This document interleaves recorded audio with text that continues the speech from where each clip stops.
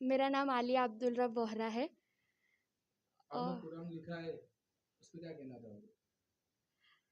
میں نے قرآن لکھا جب مطلب ہم لوگ عربی پڑھ رہے تھے. مطلب میں عربی مدارس میں پڑھتی بھی ہوں اور میں نے خدمت بھی دی ہے. تو جب ہم لوگ عربی پڑھتے تھے تو اس میں ایک کتاب تھی قراءۃ الراشدہ کر کے.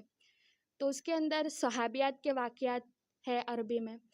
تو اس میں ہم نے پڑھا کہ جب پہلے کے زمانے میں جو صحابیات ہوتی تھی تو وہ اپنے ہاتھوں سے خود قرآن لکھتی تھی اور لے کر اپنے سسرال جاتی تھی.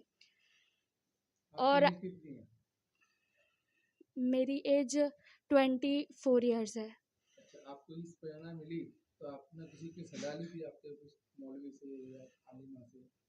جی، جب میں نے یہ پڑھا قراءۃ الراشدہ میں کہ صحابیات ایسے لے کر جاتی تھی، اور آج کل یہ زمانہ چل رہا ہے کہ ایسے ہی دے دیتے ہیں قرآن کو. تو مجھے عربی لکھنا بھی آتا تھا الحمدللہ.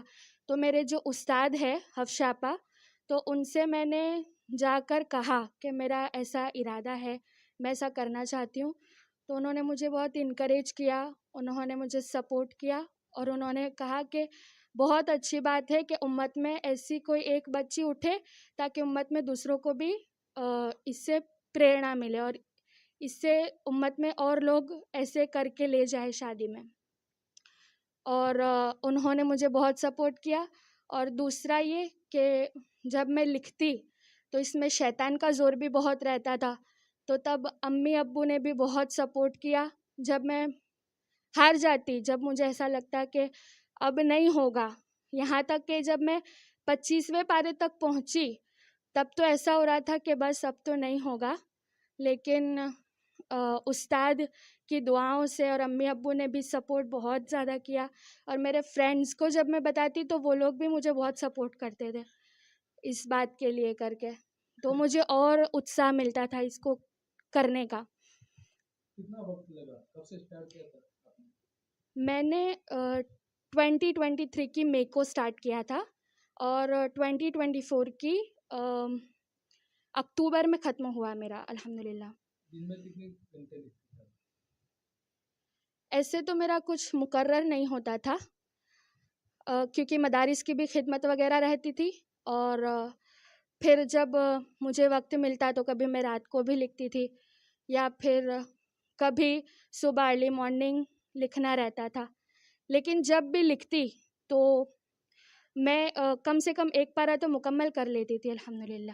مسلم سماج کی لڑکیوں کو کیا سندیش دینا چاہو گے اس طرح سے قرآن شریف لکھنے کے بارے میں؟ میں سب کو یہی دعوت دینا چاہ رہی ہوں کہ یہ جو کلام ہے اللہ رب العزت کی کتاب ہے، اور سب سے پہلا تو یہ کہ عربی زبان کو سیکھنی چاہیے. اور اس کو لکھتے جب آ جائے گا انشاءاللہ تو پھر قرآن لکھنا ہمارے لیے بہت آسان ہو جائے گا.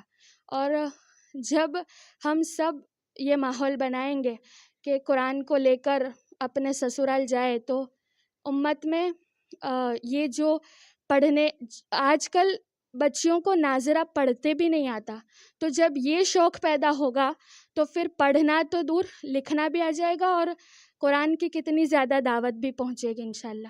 الحمدللہ صرف ایسا نہیں ہے کہ میں مدارس میں ہی لگی ہوئی ہوں.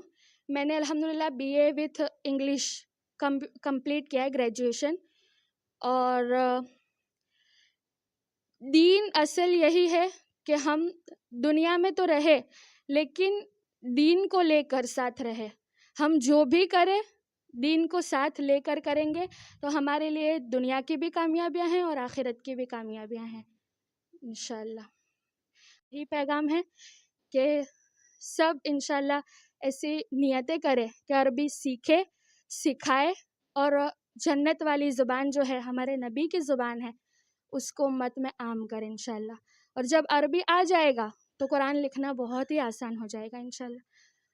تو بس یہی ہے کہ الحمدللہ میرے استاد اور میرے ماں باپ کی دعاؤں کی وجہ سے آج یہ کام میں مکمل کر سکی ہوں الحمدللہ علی کل حال. السلام علیکم. حفصہ میرا نام. بہت اچھا لگا. پہلے سے صحابیات لے کر جاتے تھے، جب شادی ہوتی تھی نا تو پورا قرآن لے کر جاتے تھے. ابھی بچیاں ماشاءاللہ یہ لوگ سب پڑھی لکھی ہوئی ہے اور اس کے ساتھ ساتھ ان کو یہ شوق بہت جگ رہا تھا، تو الحمدللہ اس نے جب کہا تو میں نے اس کا بہت سپورٹ کیا کہ تو لکھ، انشاءاللہ امت کے اندر ایک اسباب بنے گا کہ ایسی بھی بچیاں ابھی کے وقت میں ہے کہ یہ لوگ کر سکتے ہیں، بس ان کو کوئی شوق ابھارنے والا چاہیے۔